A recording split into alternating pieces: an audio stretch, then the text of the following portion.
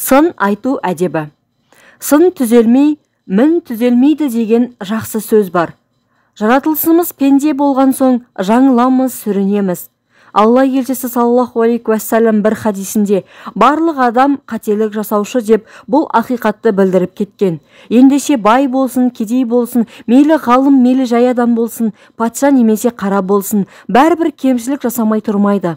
Мен қателеспеймін, бәрін дұрыс жасаймын деген адамның ең үлкен қателігі осы ойы.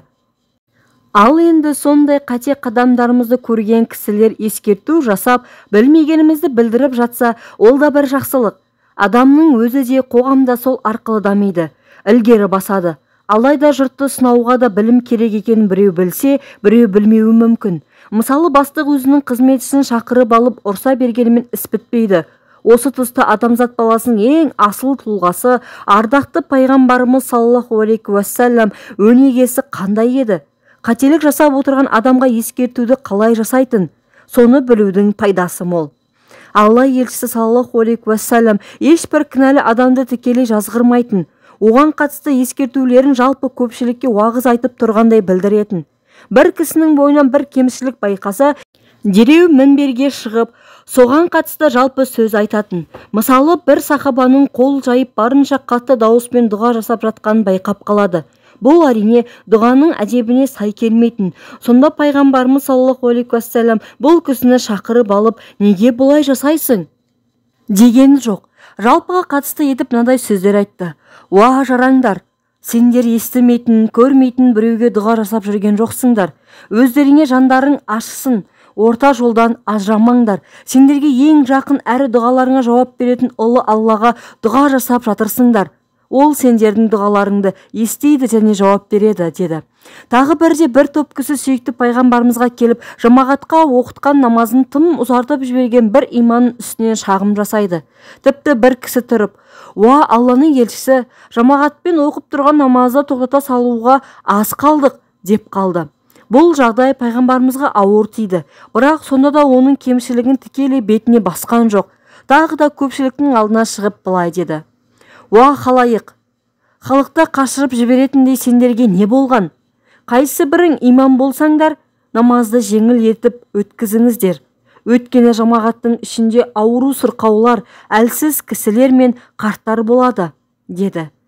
Міне, пайғамбарымыздың саллаллаху алейхи уассаламның бұл тұрғыдағы сүннеті осындай еді. Өйткені ғаламдарға рақым болып жіберілген мейірім жарсышы саллаллаху алейхи уассалам өзгелердің қиналғанын қаламайтын, кімнің болса да мақсат мұратына жетіп, екі дүниеде бақытты болуын қалайтын. Тағы бір ескерілетін нәрсе, пайғамбарымыз саллаллаху алейхи уассалам бір іске байланысты сын айтқанда, міндетті түрде сол нәрсенің сыры мен хикметтерін түсіндіретін. Сонда ол сынды бір естіген адам бойындағы мінінен түбегейлі арылатын.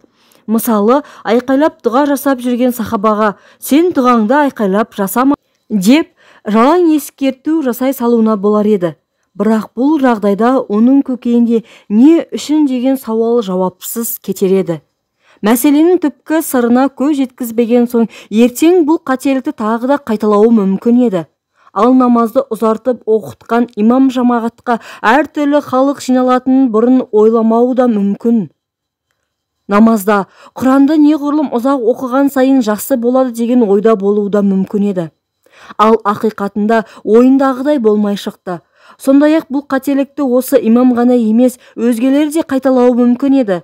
Сондықтан көпшілікке айтылған уағыздан қаншама адам пайда алды.